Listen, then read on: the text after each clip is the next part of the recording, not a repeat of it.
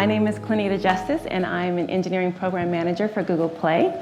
And we're honored and excited to welcome director of the movie Belle, Amma Asante. Everybody give her a round of applause. Thank you. Thank you.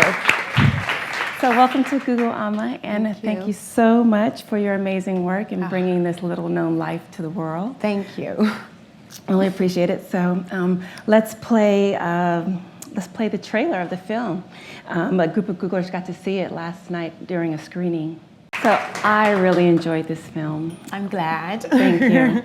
And for those that don't know, Dido Elizabeth Belle was discovered from an 18th century painting that was done of her and her cousin. So Amma, how did you learn about this painting, and how did it shape your interest in doing this project? Yeah. So it was a really interesting process for me. 2009, I had come off of the back of my first movie, A Way of Life, which I was lucky enough to win a British Academy Award with. And I had been working, developing, writing other projects. One of them was a Jane Austen adaptation of a yet adapted piece called Lady Susan.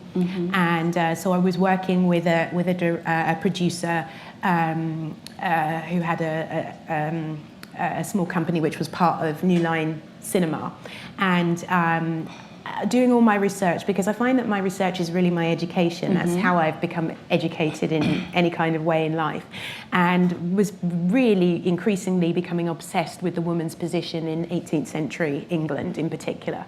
And so 2009 comes along, and I'm working on 3 different projects, and the next one is also a project which is kind of looking at a mixed race girl living in Berlin during the 1940s war, Second World War. So really, again, looking at the experience of a person of colour in Europe.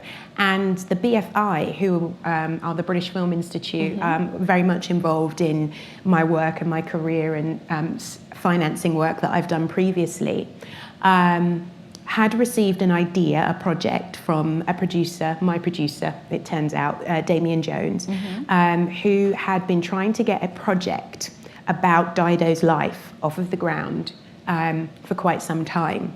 Now, for him, it had started life with a writer at HBO here in America, and they'd gone through development. It hadn't quite worked. The project had been dropped. Damien had brought it to England. They had continued with the writer, and for whatever reason, they had moved on. And so they came to me. The BFI said to Damien, have you sent this postcard to Amma? Because she's obsessed with the woman's experience in 18th century England. She's obsessed with people of colour in European history, and she is an irrepressible romantic, and she's just dying to tell a love story. So, have you sent this to her to see what she would make of it? And so Damien eventually sent me this postcard. Now, I'd never seen the portrait before, but what I was lucky enough to have experienced was going to an exhibition in Holland, which is where I live now, which charted the history of black people in European art from the 14th century onwards. Wow. And it was the most fascinating exhibition I've ever been to.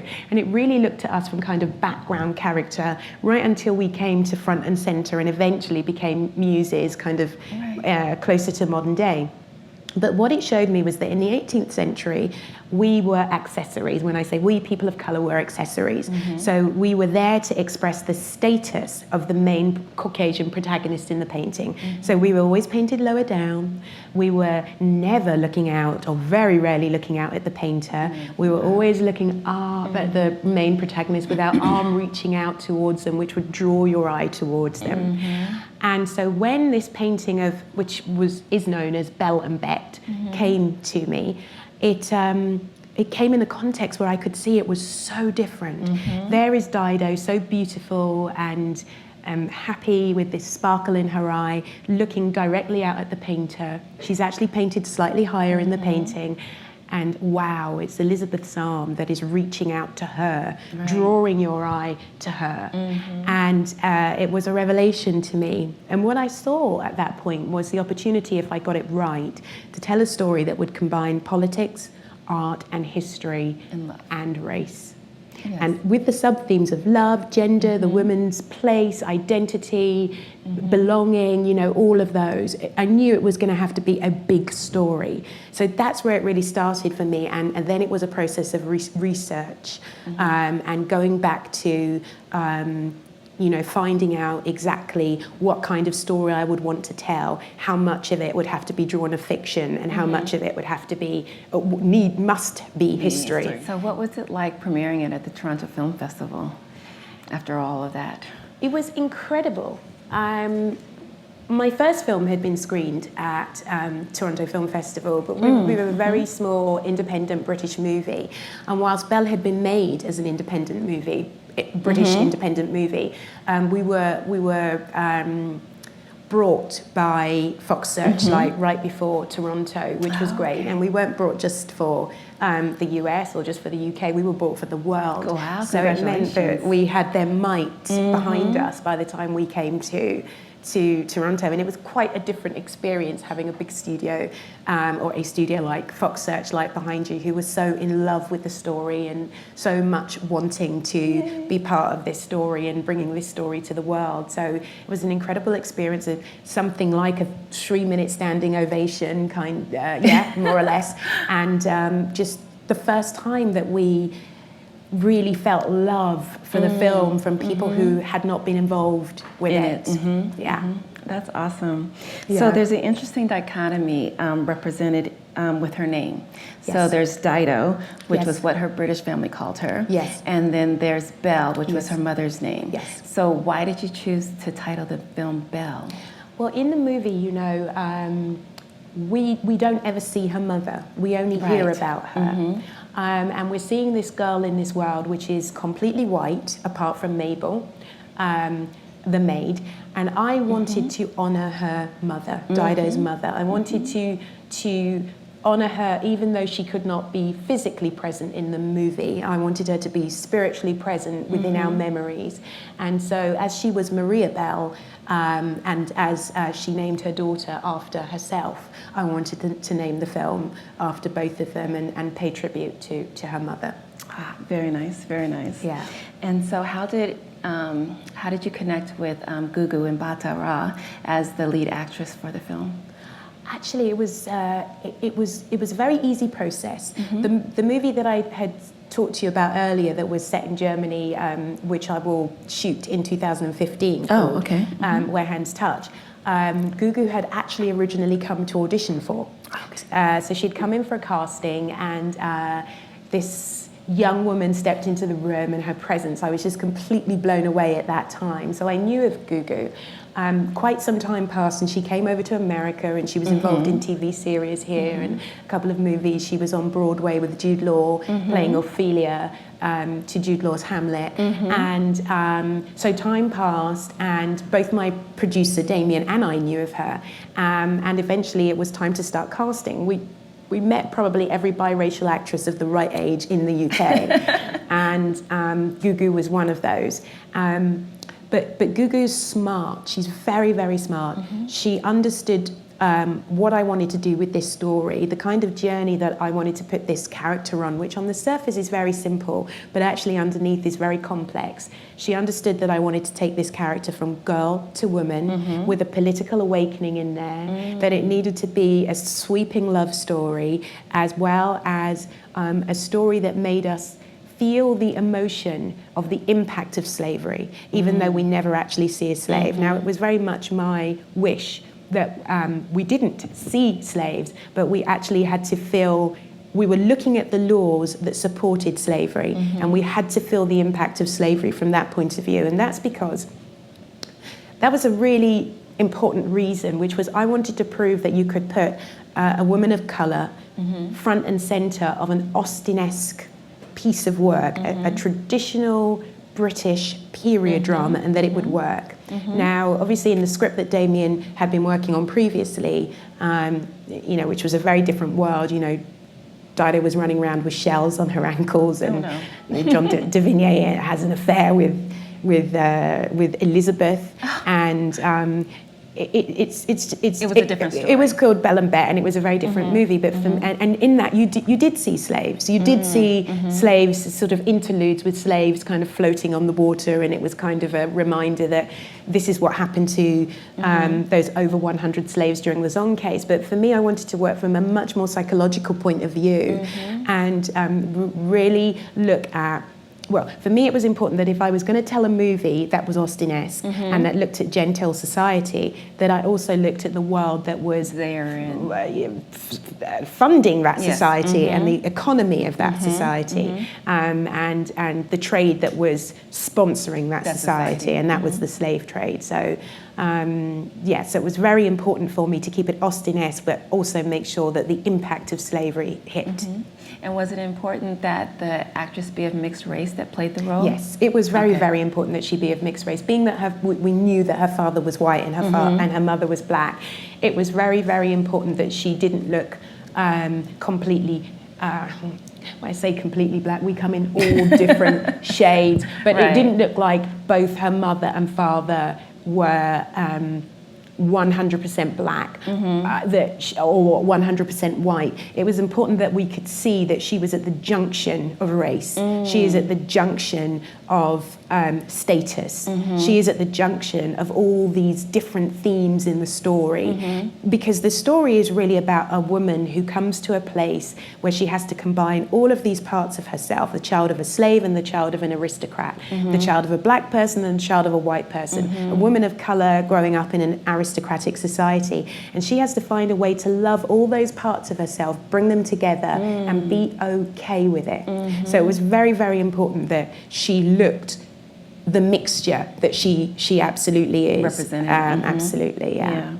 Okay, so there's a scene that I thought was really powerful between Mabel, the servant in London, and Belle when she's combing her hair and she's struggling to comb her hair, and Belle offers to show her how to comb her hair starting from the ends. Yeah, Mabel offers to show Belle how to comb her hair. Mabel offers to show Belle from the ends. Yeah. And so I believe that there was a significance there that you wanted to convey to the audience. Was there? Yeah, there was. You know, I was thinking about growing up in a household of people that love you, but are trying to understand the right way to love you, the way you need to be loved, but people who don't look anything like you. What must that be like? And it brought me to a place where I was thinking about maternal legacy. And the things we take for granted, the simple things that we take for granted that our mother passes on to us. Yes. And so I had been thinking about cooking, and you know, oftentimes it's our mother that teaches us how to cook the food that comes from our community and from our culture. And I thought, well, Dido wouldn't cook for herself, so that's really not gonna work. And then I thought, hair, you know, what is something we do every single day, we have to deal with every single day, that's like our thing, a woman thing, and very much a woman of color thing, and it was hair. And I suddenly thought, you know, no products, you know, no shampoos, no tools, nothing. Everything geared towards, except for the comb, exactly. Everything geared towards a Caucasian woman, and with nobody there to teach you how to take care of your own hair. No one there that knows. No matter how much they love you, no one there that knows. And I was thinking about this, and again, this was part of me honoring her mother right the way through the story. So you never see this black woman, but she's there very much in the story, and we never forget her. She talks about her right the way through. And I thought, the other thing was that I desperately wanted to have another person of color in the movie, which is why I created Mabel to be in the movie. And I wanted to show, you know, in the way that I wanted to show that Elizabeth and Dido Belle have a sisterhood that comes under a lot of pressure, but they remain ultimately, essentially connected. I also wanted to show some connection between Belle and a person of color in the movie. And so this moment comes in, which I find, you know, for myself, you know, when I was putting it together, I found it very hard and sad but also uplifting at the same Yeah, 'cause time. Belle does it with such affection. Yes, with Yeah. such affection, and I wanted it to be that way. Now, this is part of 3 mirror scenes in actual fact. The first mirror scene is one in which Dido is actually harming herself. You know, she's very uncomfortable with herself. Right, The final one is one where Dido's good with herself. She's happy. You see a small smile. She's coming to that place where she's okay with herself. And the middle scene is a transition. It's reflecting the transition that Dido is going through. When they reflect off the mirror. When they reflect off the mirror, and Mabel is combing her hair, and you see Dido relax, and she's okay with this being around this woman of color. She's relaxed in the kind of sisterhood that this maid offers her, and of course this maid says, "My mum taught me." You see, and so this middle scene is representing a transition that Dido is going through with being okay with a part of herself that society has made her feel like is a burden. Right. That's awesome. And in fact, what was interesting in the painting, Dido Elizabeth Belle is wearing a turban. Yes. So it gives you sort of maybe a hint that she didn't have anybody that knew how to comb her hair, and that's how they managed it That's in probably reality. how they managed it. Yeah, absolutely. Great. So what was it like recreating 18th century England? And where did most of the filming take place? Yeah. It was a joy because I knew that I was doing something really traditional that all of you guys as an audience would have a shorthand to. You would all know this world. You've all seen Pride and Prejudice and Sense and Sensibility and this wonderful world. But B, I knew I was going to be doing something really different with it by putting this character in the center of it. So I loved it. You know, I constantly thought, you know, I always have a color chart for every movie that I work on, because I think it creates a harmonious aesthetic on the screen. But everything I was working with was knowing that I was going to have this woman of a beautiful skin tone on the screen. So for me, I wanted to present to you a new idea of an English rose, you know, my idea of an English rose. So you'll see in the picture here, Belle is always sort of featured often around roses. She's in rosy colours. You know, her colour scheme is that of beautiful flowers, and you know we built out the color scheme of the her entire world really from there. So each family really has its own color. So for the Ashford family, they have this kind of icy cold blue. Go figure. And for Belle, I wanted her to, and the Mansfield family, I really wanted that sense of it being regal and important and wealthy. So they have golds. You know, you'll see that. You know, in the world behind Dido here, it's gold. Their carriage is gold. Lord Mansfield's world is pretty gold as well, quite often. So it was great. We filmed mainly in. We filmed at English Heritage Houses in London. Okay. So we weren't able to film at the real Kenwood House because it was being refurbished at the time. Okay. So we filmed in 2 or 3 houses that we then had to put together. I had to have a little map where I said, this is where the staircase will be and this is where the dining room will be. And my wonderful, wonderful production designer was working with me to do that and created, again, the beautiful aesthetic that you see on screen. We shot a lot in London. We shot in central London where we had to shut, you know, whole streets off and really, I mean, very little of what you see is CGI. It's real stuff that you see there. So it looks like. We shot in the Isle of Man to do a lot of our exteriors, which is very green and lush and beautiful. And we also shot in Oxford, which is actually where Gugu, the lead actress, is from. So that was exciting for her. So it was like going home. And her art teacher actually walked by accidentally while we were filming and was like, no, is that woman in that outfit Gugu and Bata Raw? Because I used to teach her, so I had to kind of take him through all the barriers and get him through to her. So oh, that's awesome. To speak to her, Okay, so now I want to switch up a little bit and talk about some of the historical aspects of the film. Yes. So most of us in the U.S. are very aware of America's role in the slave trade. Yes. But maybe not as familiar with England. And since England emancipated, or I should say abolished slavery. Yes. Decades before the U.S. Yes.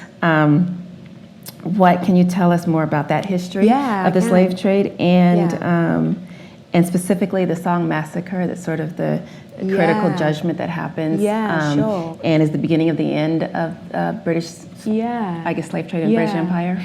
So, you know, some of you may know this, but I know even a lot of English people don't know this, British people don't know this, which is that Britain was the middleman when it came to the slave trade. Oh, okay. And whenever I'm speaking, you know, I often say we, and then I have to define which we, because I'm a bit schizophrenic because I'm black and I'm British. So for this moment, I'm British. You're British. Okay, got it. So what we would do is we were the suppliers. We were very big in shipping at this point, and we had what you would call the shipping triangle, whereby we would sell from England to Africa, and then to the Caribbean or the Americas, and then back again. And no leg of that journey should be empty. We should always have goods which we could trade. And then, you know, drop the goods off, pick up new goods, and go somewhere else. So here's how it worked. We would take whatever goods that Britain had to offer, we would load them on the ship, sell to Africa, exchange those goods with money as well for slaves, load up the slaves, then off to the Caribbean or the Americas, unload the slaves, pick up cotton, spices, whatever we could get, and then bring it back and sell it in Britain. So that's what we did. Now, slavery was all a bit too vulgar to have on British shores. It was all a bit, it wasn't, you know, didn't work for the genteel society. So it was all you guys that had it over this side of the Atlantic. And how so when I say I wanted to look at the economy that was holding up this genteel society that you see on Pride and Prejudice and these other period dramas that come before, because Dido was a little bit earlier actually than Austen's time. This is the trade, this is the shipping trade. And what I should also tell you is that the world that you come into with Belle is on the cusp of change. Okay. So whereas the marriages that were the kind of marriages of the time were based on status. You married so that your family status could grow. What was happening now was the love marriage was coming in slowly. It was starting to pierce society. It was becoming not acceptable, but it was on its way to becoming acceptable. And new money was coming in. And this new money would be a farmer, for instance, who might gain enough money to buy a ship.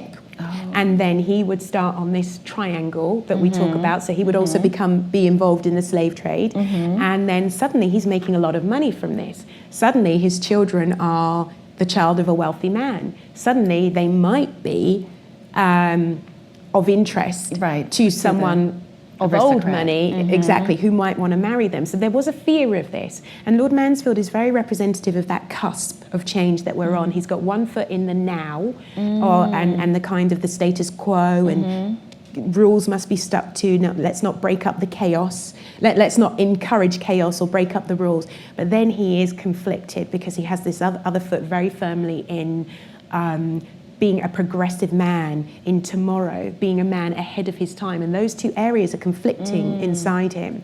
There could be 10 movies made about this incredible man who chose to raise Dido the way that he did. So you've got all of that coming in. Now, the Zong case comes into the story because many people were trying to get into the shipping trade at this time. And the man who comes to be the captain of the ship that sails on this terrible journey is actually a doctor. And this is his first time actually captaining a ship. And he gets on this ship and doesn't quite know what he's doing, and it's a protracted journey. The journey is longer than it should be, so they've packed the slaves in the disgusting way we know that they would, you know, one on top of each other. They said that you could smell a slave ship a mile downwind of it because it was so disgusting and full of disease. And so you can imagine when this journey becomes even longer because he's missing all the points where he should be stopping and getting off. These slaves are getting more sick and more sick and more sick. And what happens is he decides at a certain point that he is going to order his crew to jettison these slaves from the ship because he realizes he will get more money from On the the insurance insurance. than he will on the open market Right. for them. Now, you could do that. You could jettison your cargo. You could jettison, whatever it was you were carrying, if you could prove that it was endangering your ship. Right. So if you could prove that those slaves were so sick that they were making the crew sick, if you could prove there wasn't enough water, if you could prove there wasn't enough food, if you could prove that there was, I don't know, the ship was tipping and there had too much weight on it and you had to jettison so that you had enough time to get to land, whatever. What is clear, what we know, and what I found out during my side of the research was that they did in fact pass these 8 ports where they could have stopped and got water. So this ridiculous argument that they didn't have enough water was in fact a lie. And so therein was the Zong case. Now, Lord Mansfield was caught between his peers, who were the people who financially benefited from the slave trade, and of course his own moral values, and even more so his love for his child. If he pronounced in a way that would confirm value to his child, he was actually sticking a knife into the lifeblood of the economy of England and his peers. But if he found for his peers, what would he be saying about Dido and who she is and what she means to him?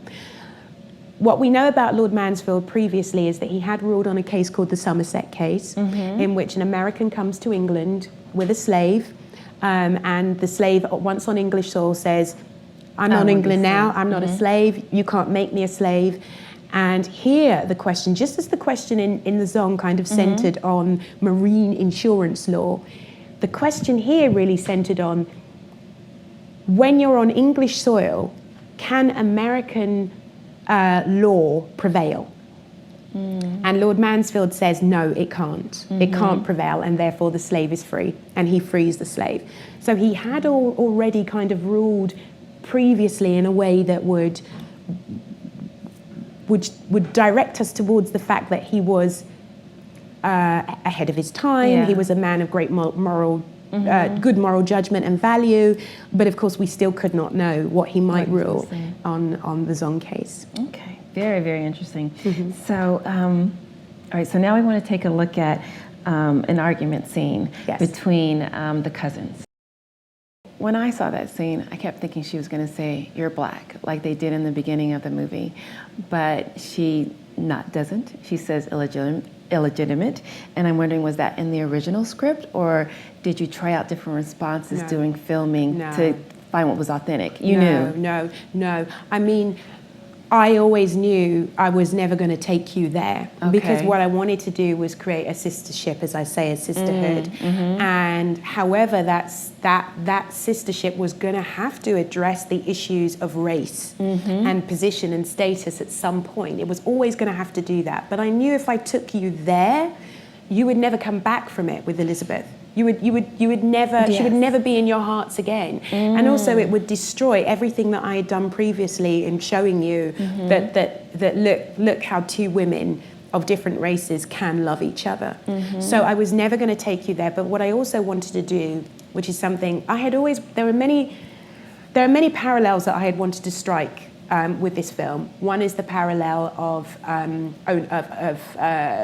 gender, the woman's place, and the woman being owned by her husband versus the slave being owned, so the idea of ownership. And the other parallel that I really wanted to look at was this idea that illegitimacy could be, in some circumstances, as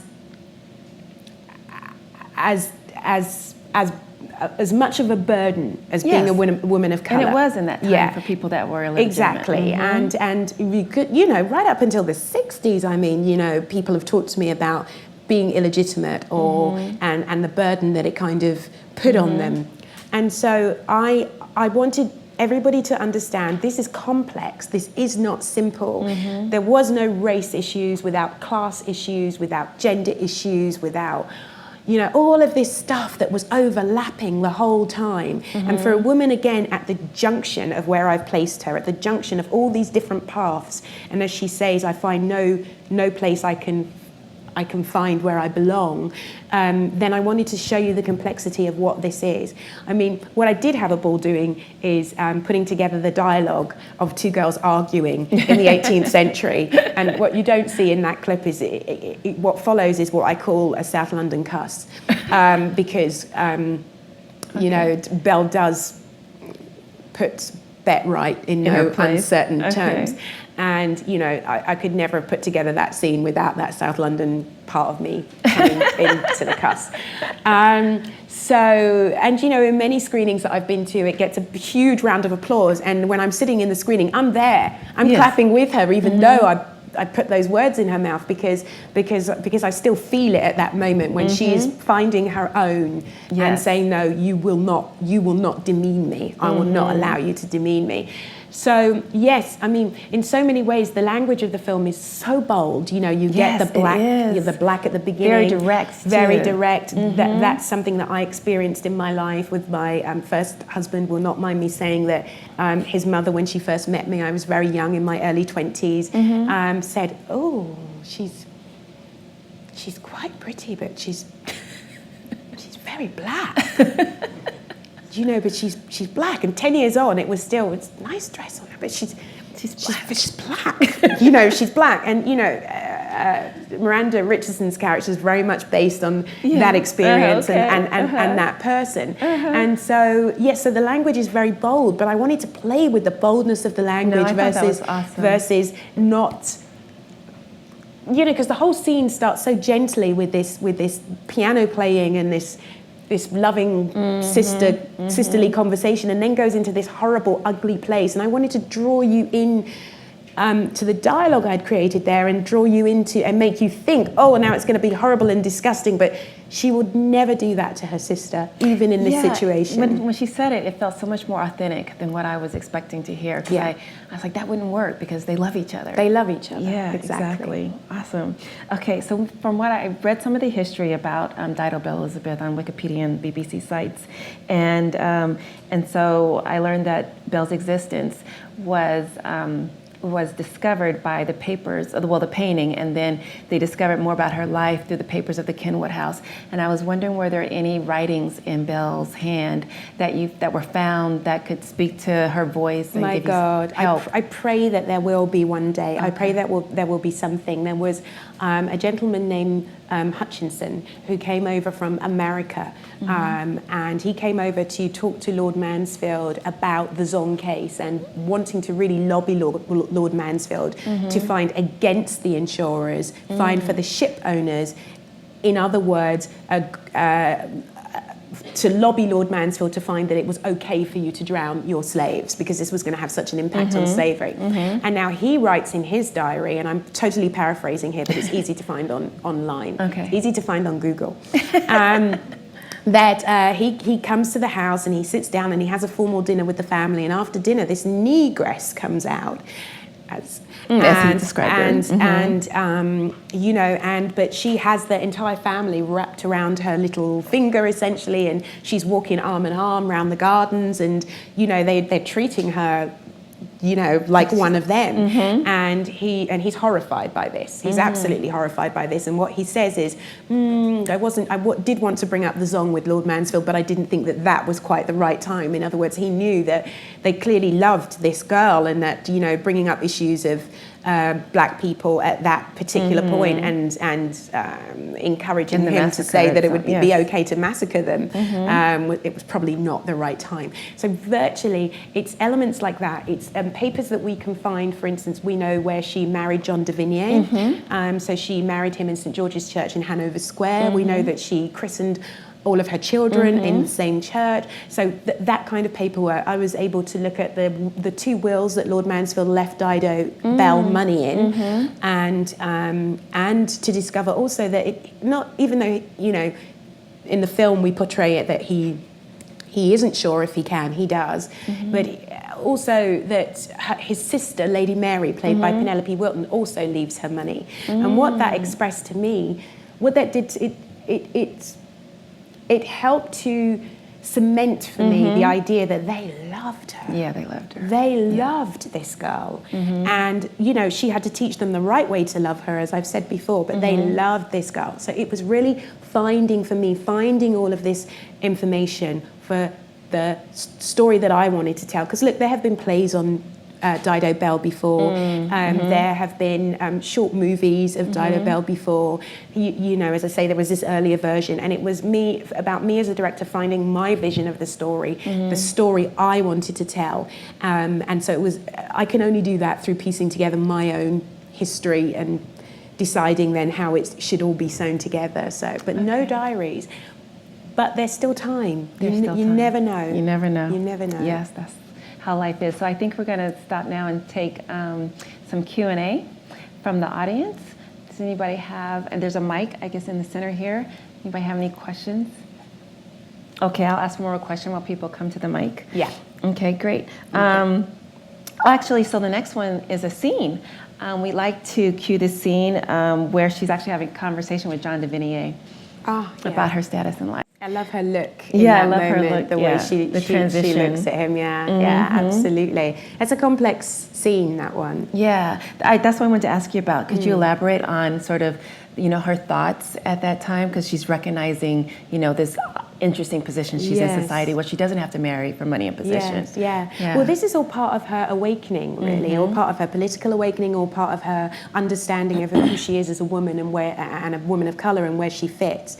Like I say, I always wanted to strike that parallel of ownership between this person of color being owned and the woman being owned. And I was exploring this in my own mind, as I do one day, as I do, and one day, and I was sitting at my desk and, you know, putting together the story that I wanted to tell, and I wanted to express the pressure of society at that time. Yes. I mean, there was so much pressure came from society, and as I say at the beginning of the movie, via Lord Mansfield, society has a habit of casting out even one of its own when it has the opportunity. It was so easy to kind of be cast out and kind of be blacklisted and be turned out from society, and I was kind of thinking about this fortunate position of this character and how she's wealthy and a woman of color at the same time, and yet she's still desperate to belong. She's still desperate to be like the other girls who have to marry, and she's still desperate for society's endorsement, which says she should not only marry but marry an equal or higher, which is a man of consequence. And so she's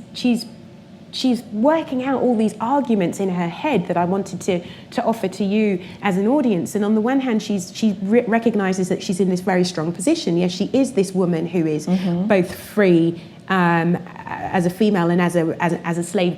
A female because she has money, and a slave because she's been taken into a family that has allowed her not to be a slave.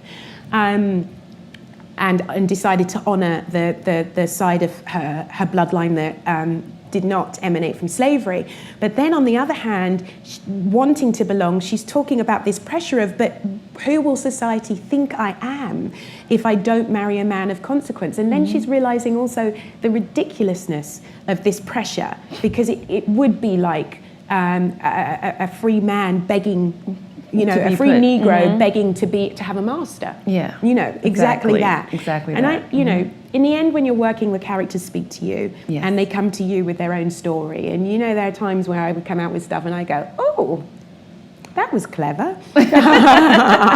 Oh, I like that. And that was one of those moments where, you know, so many of what comes out in this story is, you know, comes directly from my own family and my own, you know, love connections in life, like, you know, what is right can never be impossible was something my dad used to say very regularly.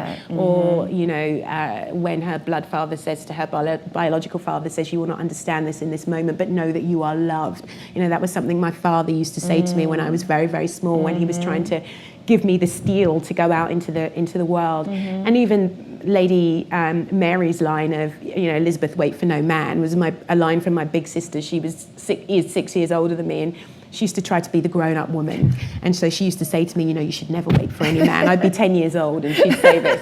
But these particular lines were really lines that for me just just came from being in the shoes of the character. Awesome. And being great. in the story. Yeah. Okay, so we see a few people in Yeah. line. So yes, we'd like to take a question. Hi, Amma. My name's Lauren. Hi, Lauren. Thank you so much for coming today. I had the chance to see the film yesterday, and it was beautiful. Thank you. Thank you for making it. Thank you. I have a quick question for you. My question is, what made you decide to make the film more lighthearted and about romance versus a darker film that stresses the turmoil of slavery? Yeah.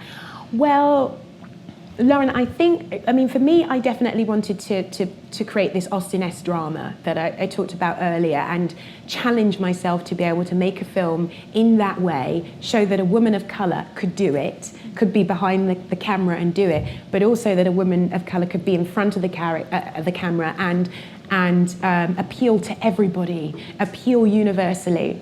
Now, as we know, Austen never talked about slavery, and if I had gone that route of making something much harder, I'd have been coming away from my idea of creating an Austen-esque, that working in that Austen-esque sub-genre of movie making.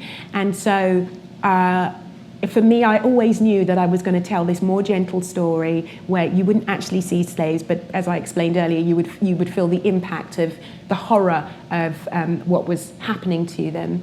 And I also think sometimes that you can communicate to an audience more easily when the horror is emotional and psychological, but is not kind of so explicit on the screen. And I like to think that I don't come to movie making with a message, but I come to ask questions and to try and motivate you as a society to have those conversations and ask those questions.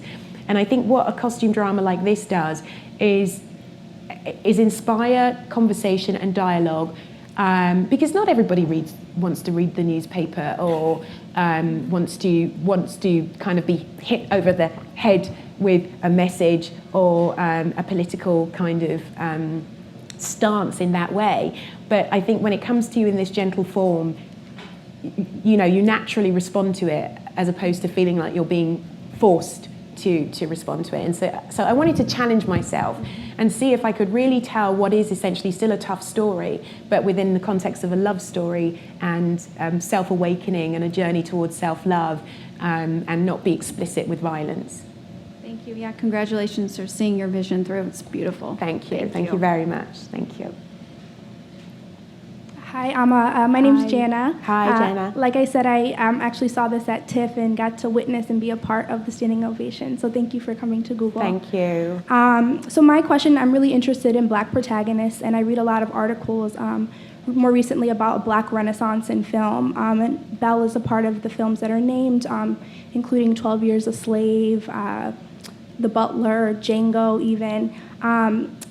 Some of the argument, people are arguing that this is a Black Renaissance, whereas I read other articles that kind of discredit this and say all of these films, or most of them, focus on Blacks, but in a space of servitude or not modern Blacks. It's there's a disparity, and so I want to know your thoughts. Belle, I think, is different because she's not. It's a historic piece, but she's not in a position of servitude necessarily. But I'd love to hear your thoughts on the larger argument of this presence of Blacks on screen, but also them being in the past and not current. Sure.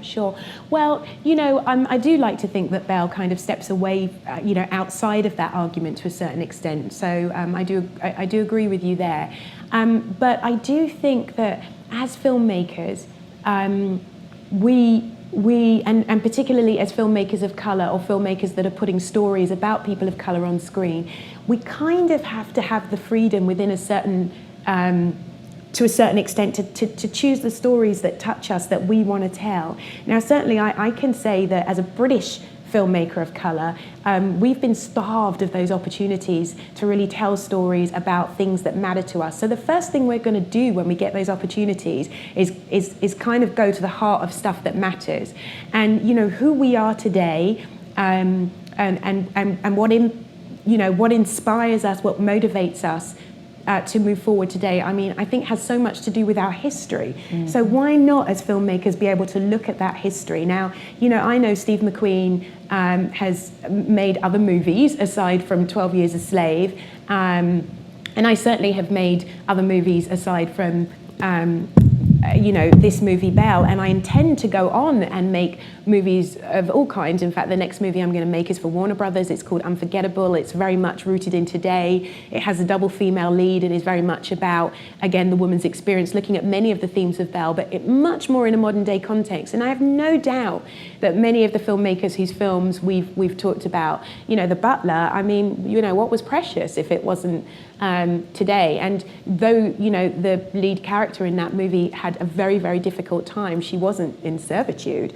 But we have to be allowed, otherwise we're restricting, you know, us restricting ourselves as people of colour is no different to other people from other races restricting us. You know, just because it comes from us, from the inside, it doesn't make it any better or any more right or any more worthy.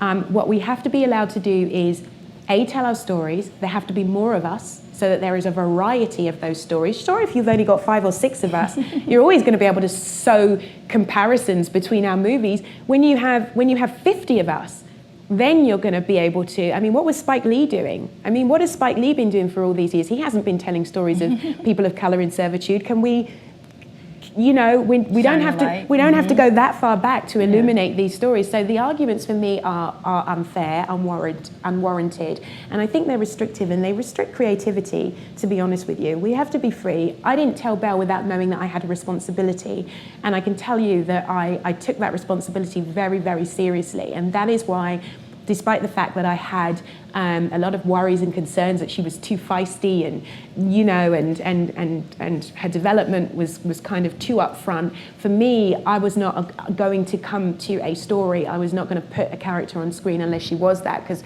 you know, they were worried that she wouldn't be likable, and I said, you know, what's not going to be likable is a weak wallflower woman of colour put on the screen at this particular time.